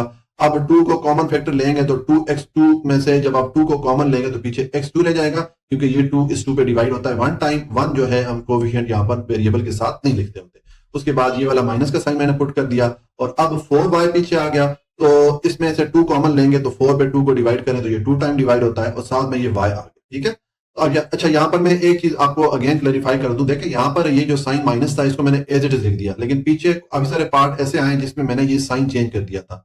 उसकी वजह मैंने आपको बताई थी कि वहां पर ब्रैकेट के बाहर यहाँ पर माइनस का साइन आ रहा था। तो यहाँ पर ब्रैकेट के बाहर अगर माइनस का साइन आ रहा हो तो फिर आपने ब्रैकेट के अंदर जो साइन लिखना होगा उसको आपने चेंज कर देना है। लेकिन यहाँ पर चूंकि प्लस का साइन है तो प्लस का साइन जब अगर आए ब्रैकेट के बाहर तो फिर आपने जो साइन ब्रैकेट के अंदर लिखना होता है उसको आपने एज इट इज लिख लेना होता है, जू का तू लिख लेना होता है। ठीक है, उसमें उसको में कोई तब्दीली आपने नहीं करनी। ठीक है, तो फिर आपने जो साइन ब्रैकेट के अंदर लिखना होता है वो आपने एज इट इज वैसे का वैसा ही लिख लेना है, उसमें आपने कोई तब्दीली नहीं करनी। ठीक हो गया। अब आपके पास ये एक्सप्रेशन बन रही है, इसमें देखिए अब दो टर्म बन गई है। अब ये जो दो टर्म बनी है इसमें x2 -2y, ये जो वैल्यू है यहाँ पर भी आ रही है, यहाँ पर भी आ रही है, इसका मतलब है ये अब कॉमन फैक्टर है, तो हम इसको कॉमन फैक्टर के तौर पे ले लेंगे। ठीक है, तो देखें ये मैंने x2 -2y इसको कॉमन फैक्टर के तौर पे ले लिया, पीछे ये 2x2 और +2 रह गया, ये मैंने यहाँ पर लिख दिया। अच्छा, ये जो कॉमन फैक्टर है इसको मैंने बाद में लिख दिया, और ये जो दो वैल्यूज इसको मैंने पहले लिख दिया। ये मैंने इसलिए किया है कि हमारा जो आंसर है वो आपकी बुक के आंसर के साथ मैच हो। ठीक है, अगर हम इसको पहले लिख लें और इसको बाद में लिख लें तब भी हमारा आंसर सही होगा, आपके नंबर नहीं कटेंगे। लेकिन मैं चाह रहा हूं कि हमारा आंसर बुक के आंसर के साथ मैच हो, क्योंकि कुछ स्टूडेंट जो है वो बिल्कुल बुक को फॉलो करते हैं, तो मैं चाहता हूं कि उनके लिए आसानी हो। ठीक है, अब आपके पास ये एक्सप्रेशन बन रही है, तो इसमें ये जो पहले वाला हिस्सा देखें, यहाँ पर 2 कॉमन आ रहा है इन दोनों टर्म में, तो हम इस 2 को कॉमन ले लेते हैं। जब आप 2 को कॉमन लेंगे तो आपके पास जो पहले वाला हिस्सा है ये x, क्योंकि 2x2 में से जब 2 कॉमन लेंगे तो 2 इस 2 पे डिवाइड करें तो 1 टाइम डिवाइड होता है, तो 1 यहाँ पर हम वेरिएबल के साथ नहीं लिखते होते, तो ये x2 रह जाएगा, ये उसके बाद ये प्लस वाला साइन आ गया, और इस फिर यहाँ पर जब 2 कॉमन लेंगे तो 2 पे 2 को डिवाइड करें तो ये 1 टाइम डिवाइड होता है। ठीक है, तो ये हमारे पास एक्सप्रेशन बन गई है। अच्छा, अब ये वजह थी कि मैंने ये जो 2 है इसको मैंने लास्ट स्टेप पे आके कॉमन लिया। अगर मैं इसको शुरू में यहाँ पहले स्टेप में भी कॉमन लेके और क्वेश्चन सॉल्व करता तो हमारा आंसर यही वाला आता, हमारे आंसर पे कोई फर्क नहीं पड़ना था। लेकिन इसको मैंने लास्ट स्टेप पे आके कॉमन ले लिया, इससे हमें क्वेश्चन सॉल्व करने में आसानी हुई। ठीक है, तो ये हमारी जो एक्सप्रेशन आई है, ये हमने जब इस एक्सप्रेशन को फैक्टराइज किया, इसकी हमने तजज़ी मालूम की, तो ये हमें आंसर मिला। ये हमारा पार्ट 12 कंप्लीट हो जाता है, और इसके साथ ही क्वेश्चन नंबर 2 भी कंप्लीट हो गया। जी, आज के लिए इतना ही। अगर आपको कोई भी पॉइंट समझ में नहीं आया हो तो आप कमेंट में पूछ सकते हैं। अगर हो सके तो वीडियो को लाइक, सब्सक्राइब और शेयर कर लें, क्योंकि ये वीडियोस बनाने में बहुत ज्यादा मेहनत लगती है। हमेशा खुश रहें, मुस्कुराते रहें। अल्लाह की अमान में।